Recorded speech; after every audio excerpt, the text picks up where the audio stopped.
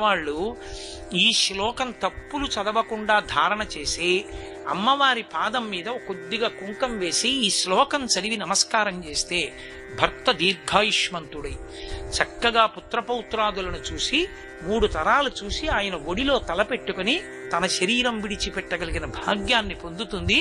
పసుపు కుంకాలతో 10 కాలం ఉంటుందంటారు.